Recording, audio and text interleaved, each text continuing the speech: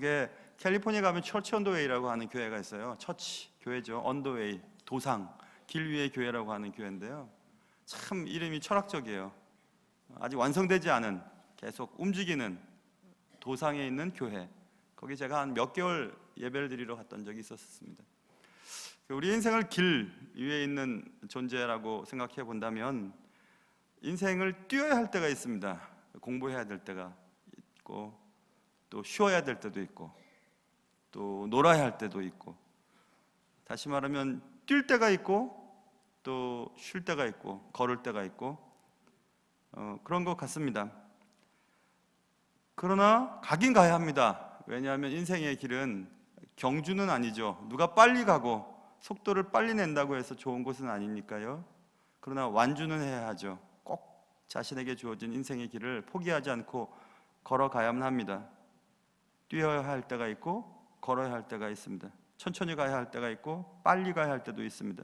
누군가 대신 걸어갈 수 없는 길이기 때문에 우리는 때때로 속도 조절을 잘 해야 합니다. 그렇지 않으면 포기해버리거나 아니면 오버페이스로 지쳐버리거나 또 잘못된 길로 접어들 수밖에 없기 때문에 그렇습니다. 오늘 말씀의 주제는 이처럼 속도에 관한 문제를 얘기해 보려고 해요. 속도. 오늘 말씀을 통해서 각자 여러분의 삶의 형편 속에서 말씀이 주는 교훈을 받고 은혜 받는 시간 될 수 있기를 주님의 이름으로 축원합니다. 자, 오늘 본문에 보면 바울이 걸어서 가고자 하여 13절에 쓰여 있습니다. 걸어서 가고자 하여. 바울은 드로아에서 오늘 아소, 14절에 아소에서 우리를 만났다 이렇게 있죠. 드로아에서 아소까지는 걸어가기로 작정하고 걷습니다. 나머지 선교 팀원들은 배 타고 아소까지 먼저 갔고, 14절 써있죠. 바울이 아소에서 우리를 만나니 우리가 배에 태우고 미둘레네로 가서 이렇게 돼 있죠. 13절에도 우리는 앞서 배를 타고 아소에서 바울을 태우려고 그리로 가니 이는 바울이 걸어서 가고자 하여 그렇게 정하여 준 것이라 이렇게 돼 있습니다. 나머지 팀원들은 배를 타고 갔고, 바울은 드로아에서 아소까지 약 25마일쯤 됩니다. 킬로미터로 하면 1.69 하면 되니까 한 40km쯤 되는 거리를 혼자 걷기로 결심을 해요. 이상하죠? 바울이 혼자 40km 되는 길을 걸어가기로 결정하고 드로아에서 아소까지 걷습니다. 그리고 실행에 옮깁니다. 바울은 분명히 의도가 있었던 것 같습니다. 의도적으로 바울은 그 먼 길을 홀로 걷기로 결정하고 또 그렇게 했습니다. 왜? 바울은 선교 팀원들은 배 타고 가라고 하고 자기는 걸었을까? 걸으면 무엇에 어떤 유익이 여러분에게 있던가요? 요즘 걷는 사람들이 많은데요, 걸으면 천천히 주위를 돌아볼 수 있는 여유가 생기죠. 똑같은 곳을 갔는데도 아내는 그때그때의 그 상황을 정확하게 기억합니다. 저는 기억이 없어요. 앞에만 보고 가니까, 운전대를 잡으니까. 걸으면 천천히 돌아볼 시간적인 여유가 있습니다. 걷기의 유익은 걸으면서 생각들을 많이 정리하게 되는 유익이 있습니다. 걸으면서 생각을 많이 하죠. 그래서 바쁜 사람일수록 정기적으로 걷는 일이 필요합니다.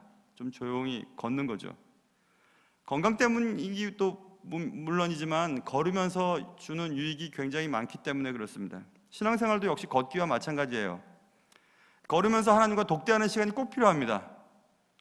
교회의 어떤 스케줄대로 막 움직이는 것, 그게 중요한 것이 아니고 때때로 정기적으로 하나님과 독대하는 시간이 꼭 필요합니다. 바울은 이처럼 생각할 시간이 분명히 필요했습니다. 지금까지 굉장히 바쁘게 선교 여행을 했는데, 지금 어제 우리가 살펴본 것처럼 2층에서 예배드리던 청년이 떨어져 죽었다가 살아나는 이런 일들도 있었고, 한번 열심히 달려왔습니다. 밤새도록 말씀을 전하고, 다시는 오지 않을 말씀 전하는 기회라 여기고 밤새도록 말씀을 전했던 일들이 있었죠.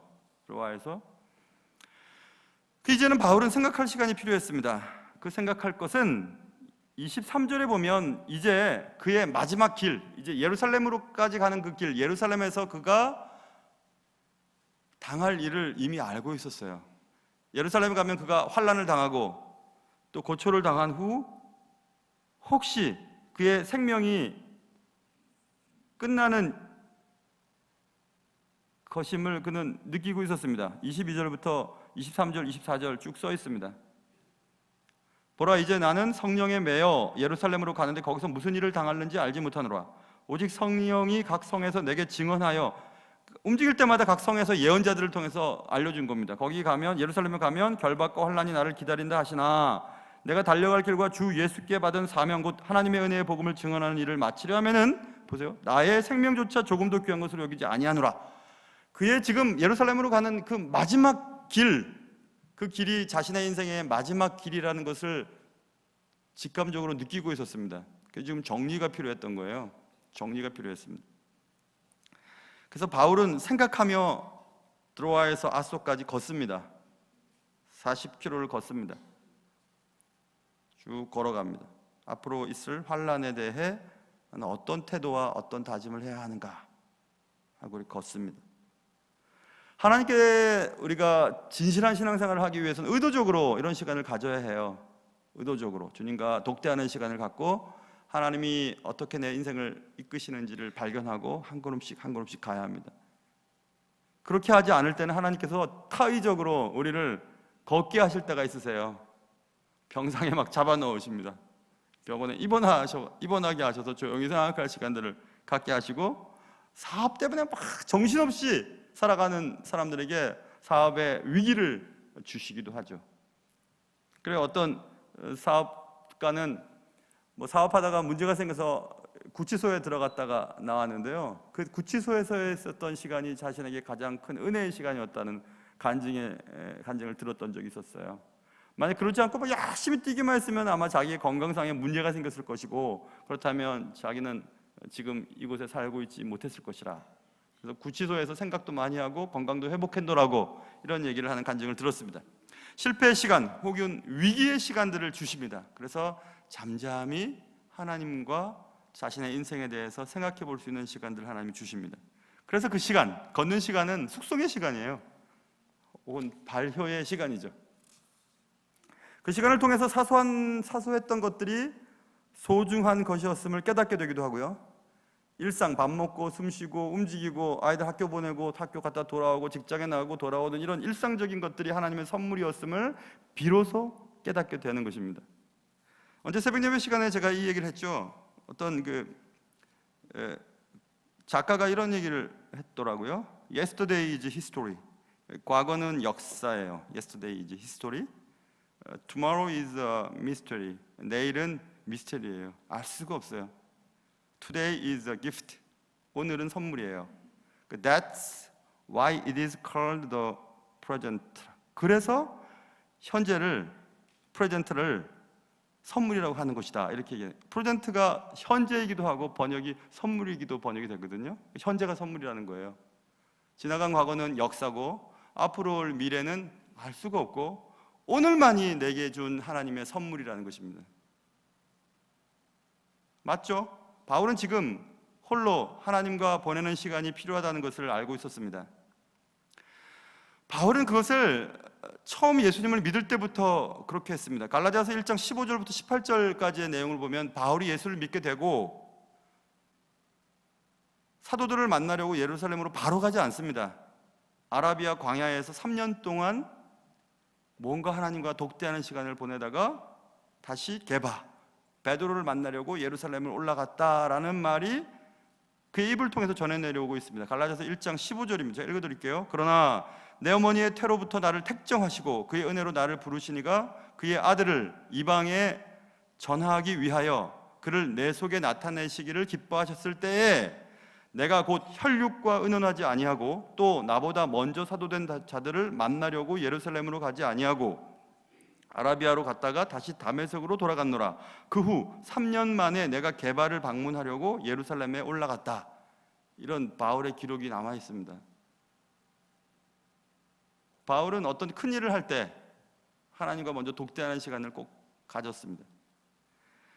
엘리야가 하나님의 나라를 위해서 열심히 달렸습니다. 얼마나 열심히 했는지 몰라요. 850명의 이방 선지자들과 막 영적 대결도 벌이고요. 얼마나 애를 썼는지 몰라요. 그러다가 지쳤어요. 그래서 엘리야가 한참을 도망가죠. 동굴 속에 있었습니다. 하나님 하나님 좀 만나고 싶어요. 아니 나 그만하겠어요. 나 좀 데려가 주세요. 나 너무 지쳤어요. 나 혼자 남았어요. 그렇게 엘리야가 힘들어할 때였습니다. 바람이 후 불었습니다. 하나님이 오셨나? 안 계셨어요. 지진이 막 일어났습니다. 하나님이 찾아오셨나? 지진 가운데도 계시지 않았습니다. 불이 막 붙었습니다. 불 가운데서 여전히 하나님께서 계시지 않았습니다. 불 후에 세미한 소리가 있었다. What are you doing here, Elijah? 뭐하니 여기서 엘리야야 하는 세미한 음성을 듣고 엘리야가 다시 사명을 갖고 움직이는 장면들이 써 있습니다. 이런 겁니다, 여러분. 인생을 막 달려야 될 때가 있어요. 그러나 쉬어야 될 때도 있습니다. 조용히 있어야 될 때도 있어요. 하나님의 세미한 음성을 들어야 할 때도 있습니다. 무턱대고 열심히 달리는 것만이 중요한 것이 아니에요. 왜 하나님 믿고 열심히 살려고 그러는데 왜 내 인생에 이런 문제가 생겼을까? 하나님이 그렇게 하시는 거예요. 안 하면 죽으니까, 안 하면 다른 길로 새버리니까 그렇게 하시는 것입니다. 여러분, 걸어야 할 때는 걸으십시오. 지금 내가 이러고 있을 때가 아닌데 하고 막 달리려고 그러지 마시고, 그리고 또 하나님께서 걷게 하실 때는 걸으십시오. 세상에는 걸어야 그때 보이는 것들이 있거든요.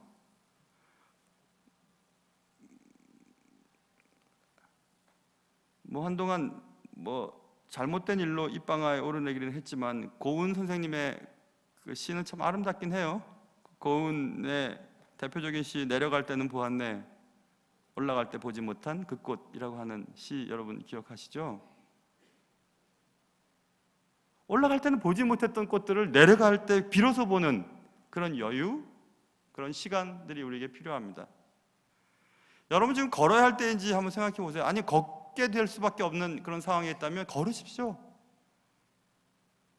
다른 사람들이 막 옆에서 막 치고 나가고 그래도 괜찮아요. 인생은 경주가 아니라 완주니까 각각의 삶의 레이스대로 그냥 가면 됩니다. 마지막에 도달하기만 하면 되니까 걸으십시오. 지금 바울은 드로아에서 아소까지 걷습니다. 40km를 걷습니다. 혼자서 걷습니다.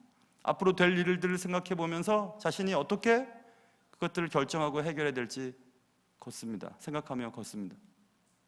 자, 그래서 이제 아소에서 만나서 이제 다시 선교팀과 합류하고, 그는 16절 보세요. 바울이 아시아에서 지체하지 않기 위하여 에베소를 지나 배 타고 가기로 작정하였다. 이제 배를 탑니다.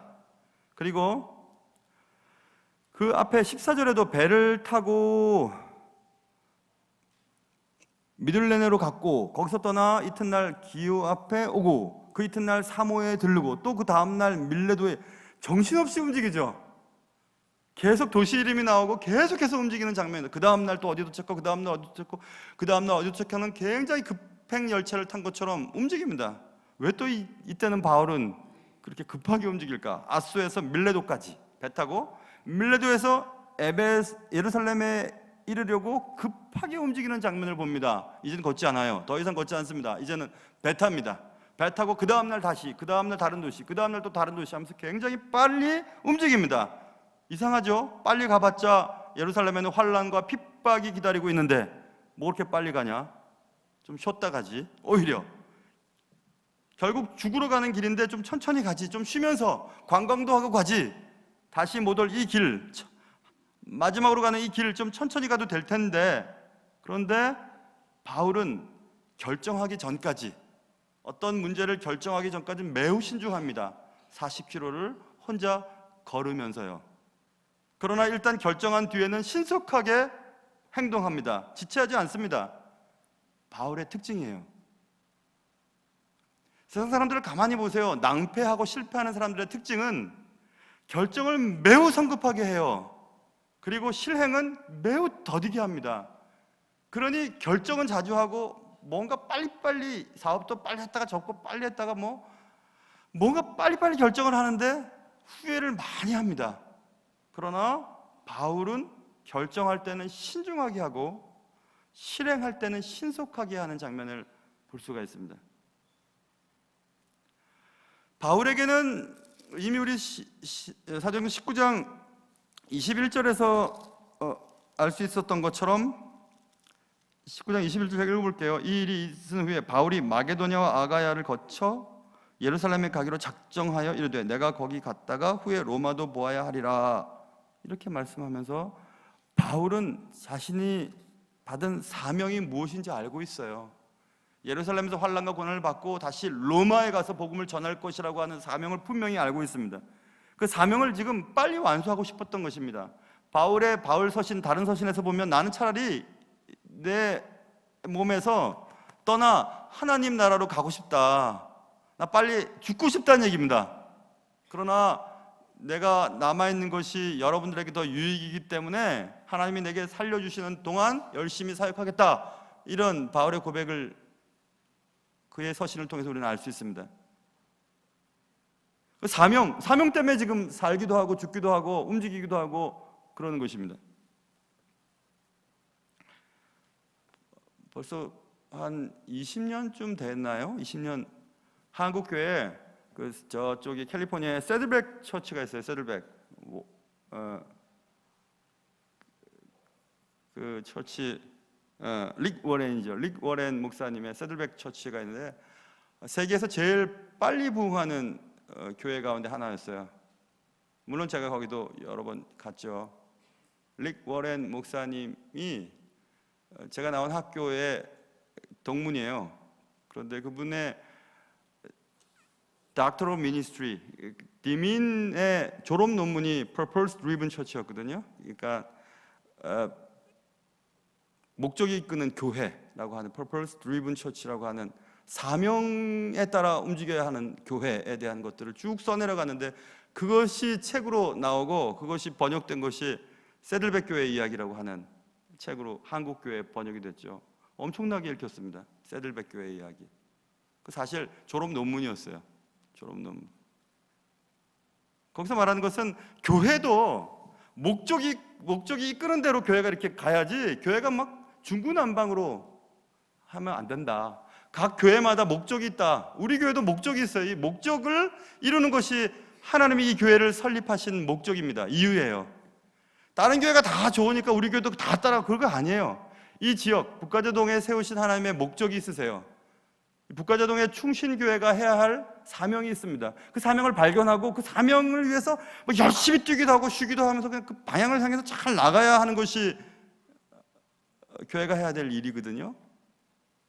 그래서 사명이 없으면 교회도 각 개인도 재미가 없어요. 뭐 때문에 사는 건지, 왜 대학을 가야 되는 건지, 왜 그 학교를 가야 되는 건지, 왜 사업을 해야 되는지, 심지어는 왜 내가 살아야 되는지도 모릅니다. 왜? 뭐 때문에 살아야 되는지요? 뭐 때문에 돈이 필요한지요? 왜 우리 아이가 좋은 학교를 가야 되는지요? 왜 결혼을 해야 되는지요? 왜 아이를 낳아야 하는지요? 사명이 없으니까, 목적이 없으니까 재미가 없는 겁니다. 사명을 발견한 사람은요, 죽으나 사나 하나도 걱정 안 합니다. 두려움이 없어요. 사명을 완수하기까지 하나님 살려주실 것이고, 만약에 내가 그 사명을 완수할 수 있는 능력이 내게 없다면 하나님 데려가시겠지, 이런 생각이 있어요. 사명이 있어야 됩니다.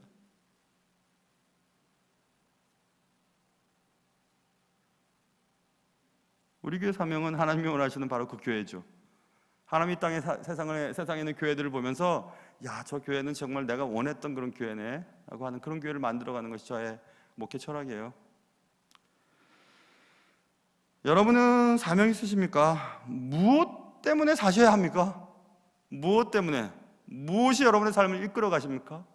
Purpose driven life. 여러분의 삶을 이끄는 목적이 무엇입니까? 바울에게 있어서의 사명은 분명했어요. 예루살렘에 가서 어떤 방식으로든지 로마까지 가고 로마에서 복음을 전하는 것이 자신의 사명이었어요. 그 사명이 있었기 때문에 두렵지 않았던 것입니다. 또 사명이 확실한 사람들은 욕심이 없어요. 욕심이 없는 사람도 안 두렵습니다. 욕심이 없는데요, 뭐가 두려워요? 무슨 욕심이 있어서 뭐 어떻게 하겠다라는 생각이 있는 사람들은 두려워요. 그 자리를 뺏길까 봐. 하나님의 사명 따라 움직이는 사람들은 걱정 안 합니다. 하나님 시키신 일 하고 말면 말지 하나님의 원하시는 사명을 이루기 위해서 나를 살려주시면 살아가는 거고, 아니면 말지 그런 힘이 있어요. 그런 자신감이 있습니다. 당당함이 있어요.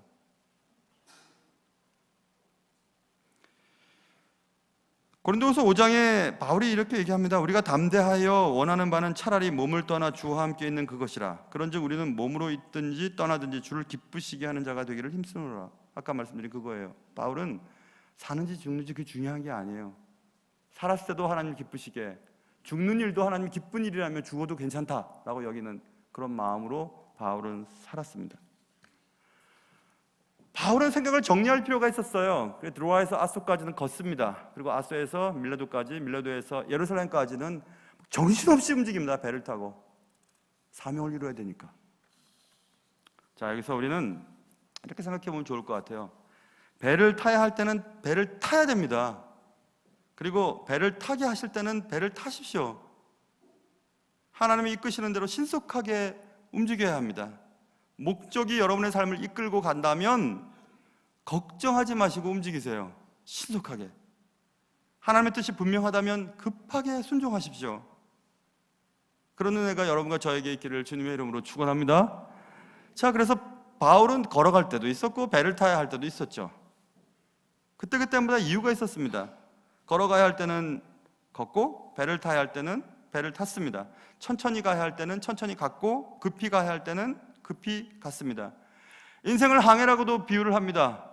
망망한 대해를 지금 한 번도 가보지 못한 저쪽으로 가야 하는데 어떨 땐 순풍이 불어요. 잘 나갑니다.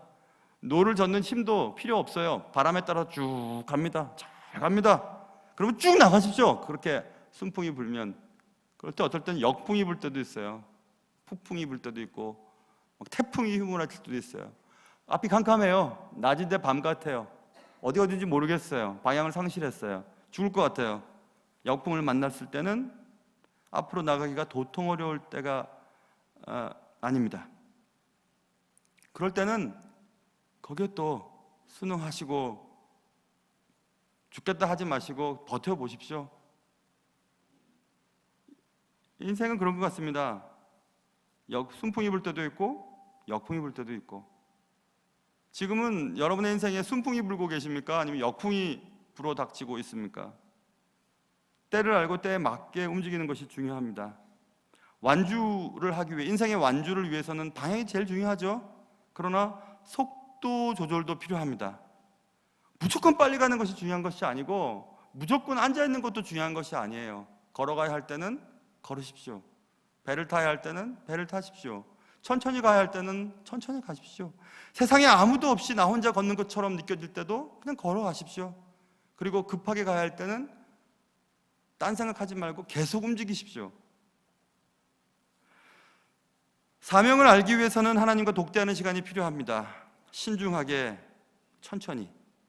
사명을 완수하기 위해서는 신속하게 순종하는 것이 필요합니다. 빨리, 지체하지 않고. 사명을 발견하기 전까지는 신중하게 서두르지 말아야 합니다. 걸어가듯 천천히 가야 합니다. 그러나 사명을 일단 발견한 뒤에는 신속하게 서둘러야 합니다. 지체하지 말아야 합니다. 급히 가야 합니다. 우리는 사실 매일 한 번도 가보지 못한 길을 걸어갑니다. 무슨 일이 있을지 모르겠어요. 바람이 어느 쪽으로 불지 모르겠습니다. 그러나 가셔야 돼요. 가야 합니다. 앞으로 가십시오. 계속해서. 그러나 우리는 선택을 해야 합니다. 지금 이 상황에서 내가 뛰어야 될까? 어디로 뛰지? 아니면 지금 이 상황에서 내가 걸어가야 할까? 하나님께 더 여쭤봐야 할까? 아니면 잠시 멈출까? 선택을 잘 하셔야 돼요. 또 내일 우리가 가야 할 길에 순풍이 불지 역풍이 불지 모르겠습니다. 지금 부는 바람과는 전혀 다른 방향으로 바람이 불 확률이 많기 때문에 그렇습니다. 내일 아침엔 또 다른 바람이 불겠죠. 인생은 매번 우리가 바라는 바람만 불어오지는 않기 때문에 그렇습니다. 걸어가야 할 때는 걸으세요. 걷게 하실 때도 걸으십시오. 그러나 급히 가야 할 때는 앞뒤 바라보지 말고 좌우 바라보지 말고 급하게 가셔야 합니다. 급하게 가게 하실 때는 급하게 움직이셔야 합니다. 우리의 삶을 인도하시는 성령의 바람은 지금 어디로 불고 있습니까? 또 내일 아침에 불어오는 또 다른 바람은 어디로 불까요? 그건 그렇고 여러분은 지금 어디로 가고 계십니까? 기도하겠습니다. 사랑하는 성도 여러분, 하나님 앞에서 제가 기도할 때 잘 한번 마음속에서 한번 생각해 보세요. 하나님께서 여러분의 삶을 어디로 인도하시는지, 지금 여러분이 걷고 계신 길이 바른 길인지, 여러분이 가는 길, 이 길이 걸어가다 보면 정말 주님을 만날 수 있는 길인지 한번 생각해 보세요. 자, 기도하겠습니다. 하나님 아버지, 우리의 삶을 인도하시는 성령의 바람, 이 순풍이 불 때는 열심히, 역풍이 불 때는 또 천천히 그런 선택을 할 수 있도록 내게 지혜를 주시고, 천천히 가든 빨리 가든 제대로 가고 있는지 늘 생각해 보게 하시고, 예수 믿고 살아가는 길, 매일매일 순풍만 불지 않지만 그래도 주님이 계시니까 너끈히 저편 건너편 도달할 수 있을 줄 믿습니다. 아침에 불어오는 또 다른 바람이 어디로 불까? 우리는 알 수 없지만 순풍이든 역풍이든 우리에게 주어진 길을 완수할 수 있도록 도와주시옵소서. 예수님의 이름으로 기도합니다. 아멘.